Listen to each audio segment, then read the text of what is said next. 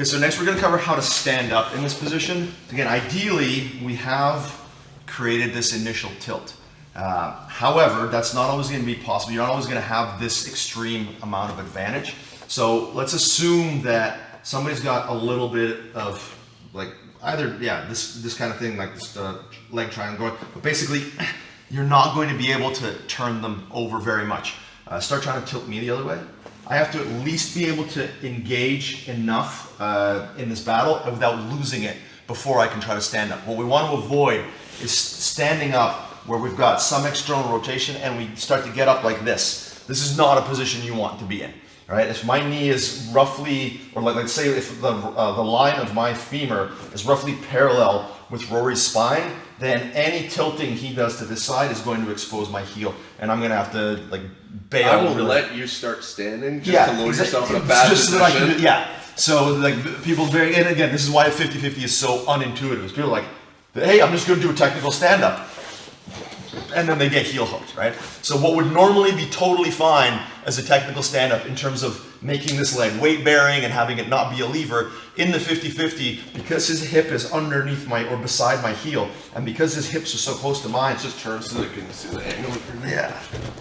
So like normally, if I was in combat base like this, I'd be totally fine. Like if I built up to my foot like this would be completely fine under most circumstances, not in 50-50. You're gonna go right over. So, you know, even to experienced grapplers, the first time they're in this position, they fuck it up horribly because their training and their experience and their instinct is get on top, drive in, boom, and then they get heel hooked. So make sure that you understand that this is actually not the best position. It's like this weight-bearing frame that we talk about so much, not the best position.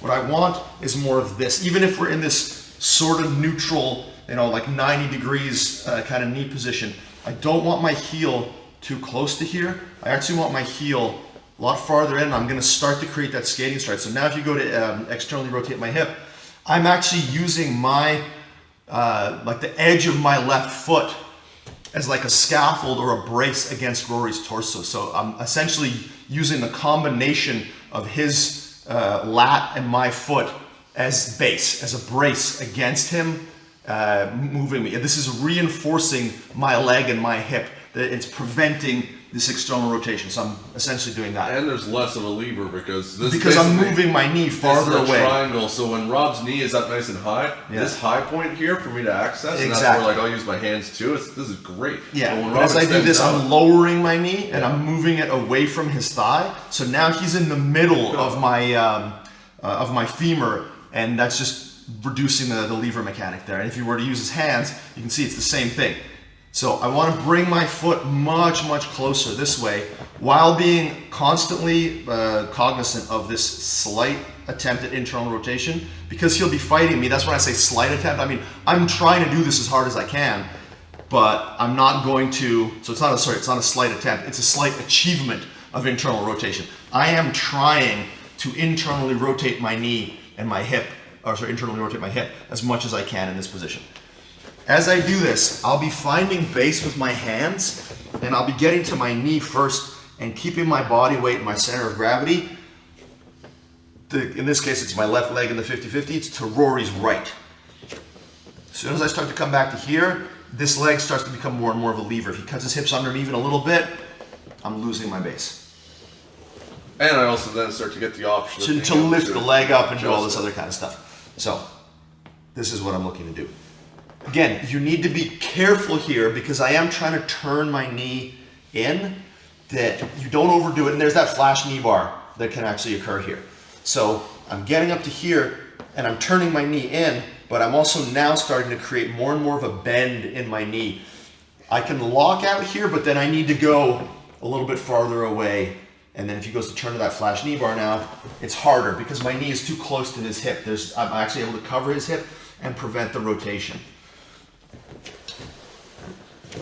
So now I'm on my hands. Now I can build to my foot, and now I'm gonna start posting behind this knee, or if he's triangled his legs, I'm gonna underhook the other leg and just scoop his knee up like this. At this point, I can start looking to extract. We'll kind of talk about that later on, but this would be a pretty good starting point. If I had to be on top and he's on bottom, this is this is an advantageous top position for me. This is not an advantageous bottom position. The other thing that I'll be looking to do here, or the other way of sort of getting up, is going to be to turn my knee all the way down. And this will sometimes break the position. Honestly, not very often. No, but I'll hold on. Yeah, but what it'll do is just allow me to plant my knee on the ground and make it very difficult for you to invert back through. We'll be talking about inverting through. When somebody starts to stand up, one of the things that he's going to be trying to do, we'll talk about this in the next video, is bring his shoulders in and start inverting through this position, which I'm really like being a cunt about it. Like as I go to stand up, that starts to become more and more of a thing, right? But that's partially what we are looking to block. So when we build up, we're building up to here, or we're building up to here, and now it becomes pretty difficult for him to do anything. I can start cutting back into counter leg locks and things like that. So when Rob's here in this bent leg position, his knee placement and his foot placement is really critical, because as his knee is here and turned in and slightly up against my thigh, it makes it very difficult for me to cut my hips through. It's not just like a big doorway for him to move, or like we talked about, even if he has that like bent, but he doesn't have that tension here, my ability now to start swinging underneath and accessing backside 50-50 of those knee bars is strong. And also, because this foot is heavy, it makes it difficult for me to, well, impossible for me to invert from here, but it also makes it difficult for me to access this leg as a lever, because as soon as I can start accessing this is what allows me to start creating the angles I need to change my leg lock position. So he's very strong, not super tense and like burning himself up, but this is definitely something where I'm like, I can't move, and I can't, like, my femur right now is pinched in between his lat, his hip, and his thigh, and I can't really articulate my knee and create hip angle. And then the other thing that we're going to be looking for here is that we talk about that control position where his leg migrates up into my armpit, and he hooks my far hip with this foot on the inside. So this is, again, this now just went from a good position for me to a really good position for him where there's back exposure. I've now created the space around my knees. And so now he can rotate around, so my leg starts to become more of a lever. So as I'm building base, if we rotate around to the other side here, and if you take that leg out for me, what I'm also trying to be really watchful for is I'm maintaining the strength in my left leg, slightly turning my knee and all that. I'm also sort of covering his knee pit with my butt. If I'm out here, and I will have to be out here sometimes, and that foot starts to get in, I will actually just be fencing it with my other leg, with my other hand, sorry, and keeping it out of there. If it gets in here sort of solidly, I may even want to just like sit back to the position and try to extract and take that opportunity where the wedges are not as tight to remove myself from the position. You really don't want to hang out in this position here like so, especially if you bring that leg up a little bit higher. There you go. Now he's got, my spine starts to act more as a lever. I don't have the same posture I had before. He can start to move my leg around. This is just all bad for me. So if we were to end up here, we'd be looking to extract.